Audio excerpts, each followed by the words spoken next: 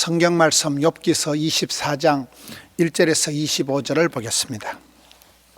오늘의 성경 말씀 욥기서 24장 1절에서 25절을 제가 봉독하겠습니다. 1절 말씀. 어찌하여 전능자는 때를 정해놓지 아니하셨는고, 그를 아는 자들이 그의 날을 보지 못하는고. 어떤 사람은 땅에 경계표를 옮기며 양떼를 빼앗아 기르며 고아의 나귀를 몰아가며 가부의 소를 볼모 잡으며 가난한 자를 길에서 몰아내나니 세상에서 학대받는 자가 다 스스로 숨는구나. 그들은 거친 광야의 들나귀 같아서 나가서 일하며 먹을 것을 부지런히 구하니 빈 들이 그들의 자식을 위하여 그에게 음식을 내는구나. 밭에서 남의 꼴을 베며 악인이 남겨둔 포도를 따며 어복이 없어 벗은 몸으로 밤을 지내며 추워도 덮을 것이 없으며 산중에서 만난 소나기에 젖으며 가릴 것이 없어 바위를 안고 있느니라. 어떤 사람은 고아를 어머니의 품에서 빼앗으며 가난한 자의 옷을 볼모 잡음으로 그들이 옷이 없어 벌거벗고 다니며 곡식이 sak을 나르나 굶주리고 그 사람들의 담 사이에서 기름을 짜며 목말라 하면서 술틀을 밟으니라. 성중에서 죽어가는 사람들이 신음하며 상한 자가 부러지잖아 하나님이 그들의 참상을 보지 아니하시느니라. 또 강명을 배반하는 사람들은 이러하니 그들은 그 도리를 알지 못하며 그 길에 머물지 아니하는 자라. 사람을 죽이는 자는 밝을 때 일어나서 학대받는 자나 가난한 자를 죽이고 밤에는 도둑같이 되며 간음하는 자의 눈은 저물기를 바라며 아무 눈도 나를 보지 못하리라 하고 얼굴을 가리며 어둠을 틈타 집을 뚫는 자는 낮에는 잠그고 있으므로 강명을 알지 못하나니 그들은 아침을 죽음의 그늘같이 여기니 죽음의 그늘이 두려움을 알미니라. 그들은 물 위에 빨리 흘러가고 그들의 소유는 세상에서 저주를 받나니 그들이 다시는 포도원 길로 다니지 못할 것이라. 가뭄과 더위가 눈 녹은 물을 곧 빼앗나니 서울이 범죄자에게도 그와 같이 하느니라. 모태가 그를 잊어버리고 구더기가 그를 달게 먹을 것이라. 그는 다시 기억되지 않을 것이니 부리가 나무처럼 꺾이리라. 그는 임신하지 못하는 여자를 박대하며 과부를 선대하지 아니하는도다. 그러나 하나님이 그의 능력으로 강포한 자들을 끌어내시나니 일어나는 자는 있어도 살아남을 확신은 없으리라. 하나님은 그에게 평안을 주시며 지탱해 주시나 그들의 길을 살피시도다. 그들은 잠깐 동안 높아졌다가 천대를 받을 것이며 잘려 모아진 곡식 이삭처럼 되리라. 가령 그렇지 않을지라도 능히 내 말을 거짓되다고 지적하거나 내 말을 헛되게 만들 자 누구랴? 아멘. 우리가 주일날 새벽마다 욥기서를 계속해서 보고 있습니다. 오늘은 이 욥기서 중에서도 욥이 탄식하는 모습, 왜 하나님은 기도를 들으시지 않고, 왜 하나님은 이 심판을 하시지 않고, 하나님은 왜 이 불의한 자들을 가만히 보고 계시는가?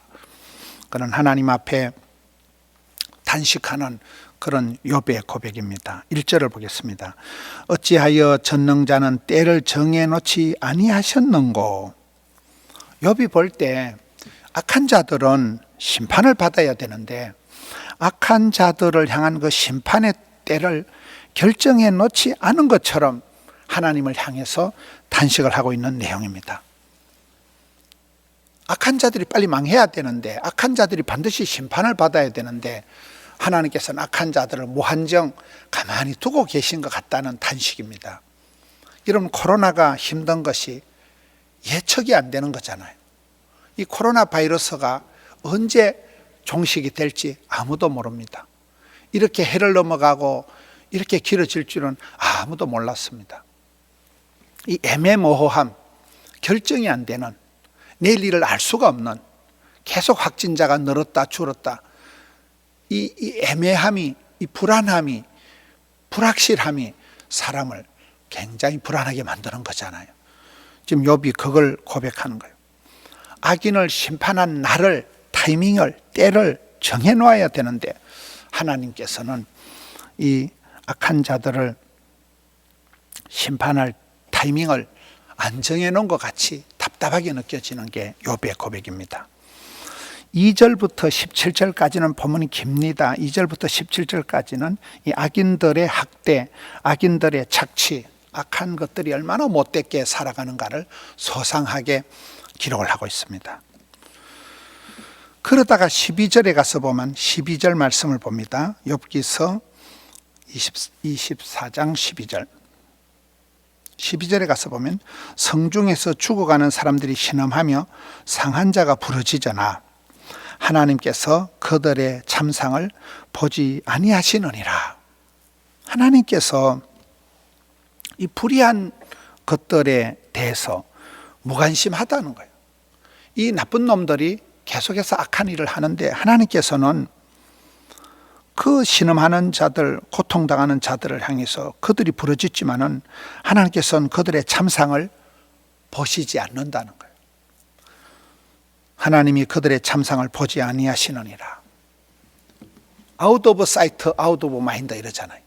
마음이 가는 곳에 눈이 가는 것이잖아요. 눈이 가는 곳에 마음이 따라가는 것이잖아요. 하나님께서 이걸 보지 않는다는 거예요. 이게 이제 욥의 탄식입니다.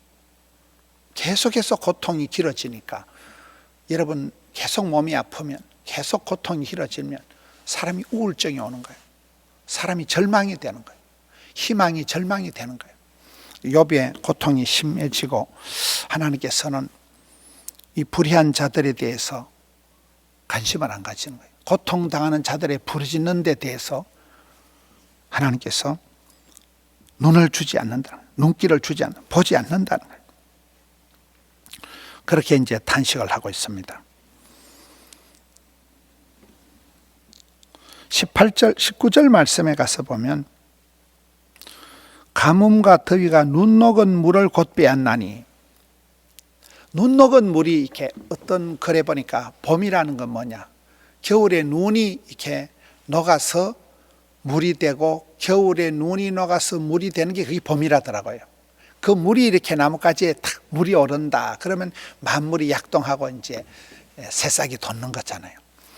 눈이 녹아서 물이 되는데 그것을 그 봄의 어떤 그 산뜻함, 싱그러움, 봄의 어떤 그것을 가뭄과 더위가 다 빼앗아 간다는 거예요. 그 지금 19절 말씀을 보고 있습니다. 가뭄과 더위는 여름철에 오는 거잖아요.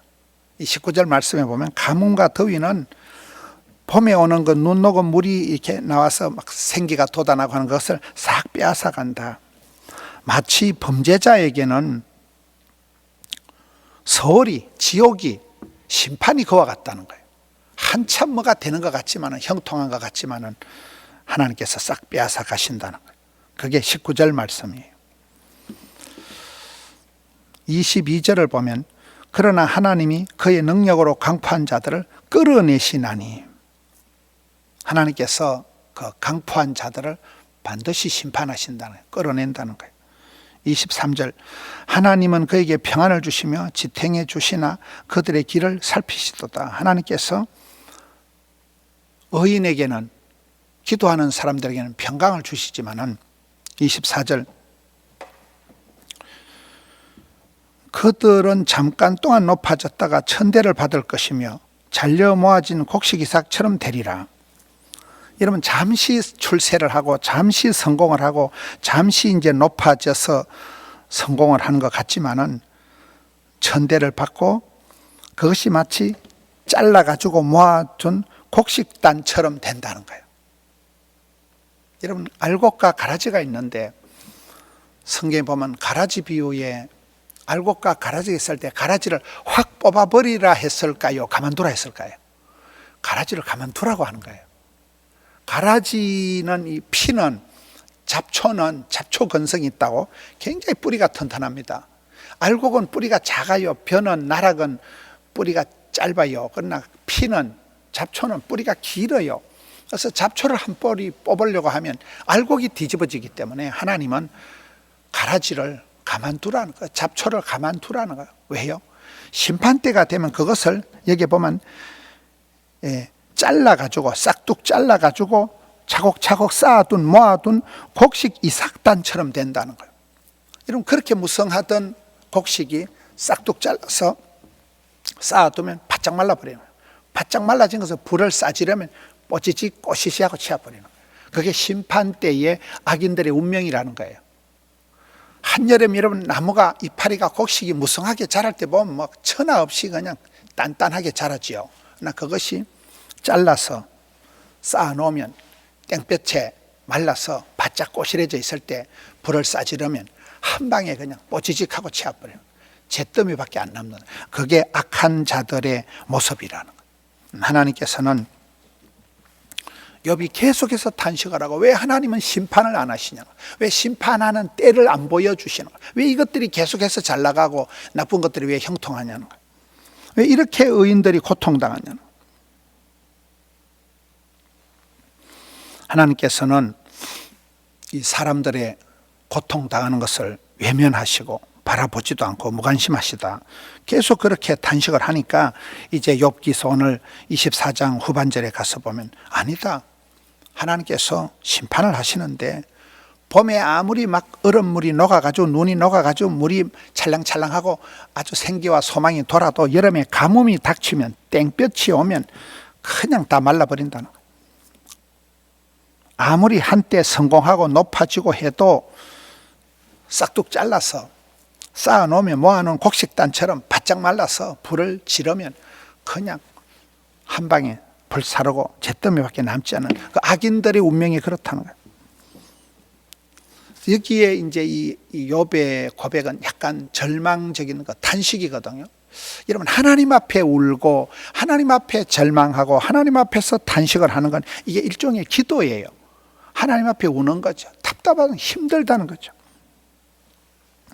하나님 앞에 울고 불고, 하나님 어떻게 이런 일이 있습니까? 이렇게 할 때 이것이 욥의 어떤 고백, 탄식, 그게 일종의 기도가 되는 거죠.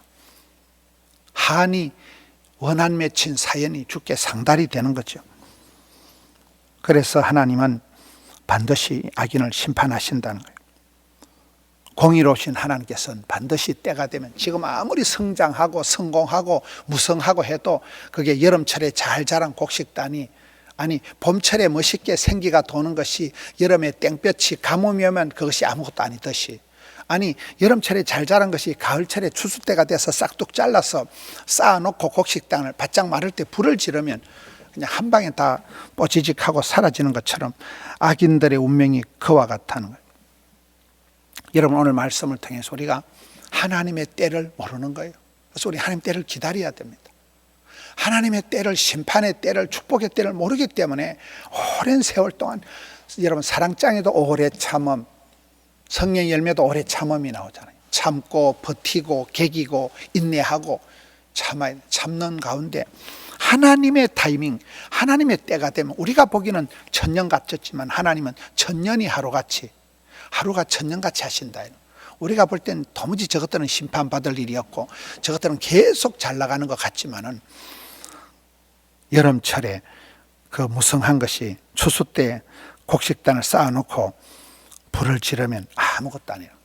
일장춘몽이라는, 너무나 간단한 거라는.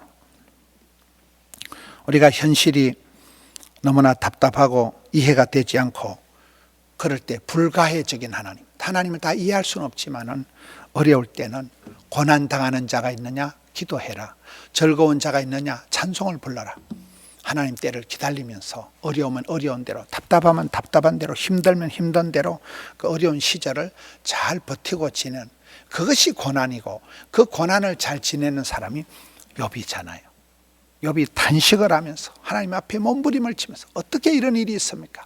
하나님은 도대체 뭘 하십니까? 침묵하시는 하나님, 이해할 수 없는 하나님, 하나님은 눈길도 안 주시고 반응도 안 하시고 오래오래 침묵하실 때 욥이 몸부림을 치지만은, 먹장 같은 구름이 있어도 그 위에 태양이 찬란하게 빛나듯이 하나님께서는 역사를 주관하시고 세우실 자를 세우고, 여러분 이번에 서울시장 선거다, 부산시장 선거다, 우리가 선거 정치판을 보면 참 정치는 생물이다, 살아 움직이는 거잖아요. 계속해서 인심이 움직이는 거잖아요. 저는 영적으로 촛대가 그렇게 움직인다고 봅니다. 촛대가, 축복권이, 장자권이 움직인다. 에서에게서 야곱에게로 넘어가는 거잖아요. 가인에게서 아벨에게로 넘어가는 거잖아요. 하나님의 그 촛대가 축복권이 면류관이 움직인다니까요. 그래서 우리가 면류관을 촛대를 장자권을 뺏기지 않아야 되는 거예요. 어려울 때 힘들 때일수록 주님을 깊이 신뢰하면서 어렵다고 힘들다고 아프다고 가난하다고 무섭다고 막 하면 안 되는 거예요. 그럴 때 믿음이 필요한 거예요. 주여 은혜를 베풀어 주시옵소서. 주여 기적이 필요합니다. 답답하고 탄식을 하고 절망을 하지만은 욥이 이것을 사람 앞에 가서 하지 않고 하나님 앞에 탄식하는, 이게 욥의 탄식, 욥의 기도, 욥의 소원이 되는 것입니다. 마지막 42장에 가서 보면 마침내 하나님께서 따따블로 응답을 하시잖아요. 어려운 때 이 코로나 한복판을 지나면서 잘 감당하시는, 잘 인내하시고 참고 버티는 강한 자가 살아남는 게 아니고 끝까지 살아남아 버티는 자가 강하다, 이런 말이 있잖아요. 오늘 하루도 주의 날, 복된 날 예배하면서 주님을 높이고 하루를 감당하는 우리 성도님들 되시기를 축원합니다. 하나님 아버지 감사합니다. 오늘 또 복된 주의 날을 허락하시니 감사합니다. 코로나 한복판을 지나면서 여전히 모이지를 못하고 여전히 힘이 듭니다. 여전히 어려움이 많습니다. 이럴 때일수록 하나님 앞에 몸부림치는 욥과 같이 하나님 앞에 절망을 하고 탄식을 하고 부르짖지만 그것이 소원이요 기도요 간구가 되어서 마침내 기도가 주께 상달되고 마침내 찬송이 하늘에 사무치는 역사가 우리 가운데 있게 하여 주시옵소서. 오늘 또 영상으로 예배하며 원건 각지에서 달려와서 예배하는 주의 백성들, 주여 예배와 찬양과 경배를 받아 주시옵소서. 교회를 붙드시고 대한민국을 붙드시고 이 나라 이 땅을 불쌍히 여겨 주옵시고 세계 열방에 하나님 나라를 세워가는 선교사님들 주여 칠갑절의 권능을 더딥혀 주시옵소서.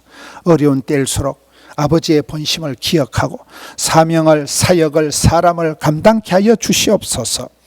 예배하는 자들 주여 역사하여 주시옵소서. 예배 중에 치유 회복하여 주시옵소서.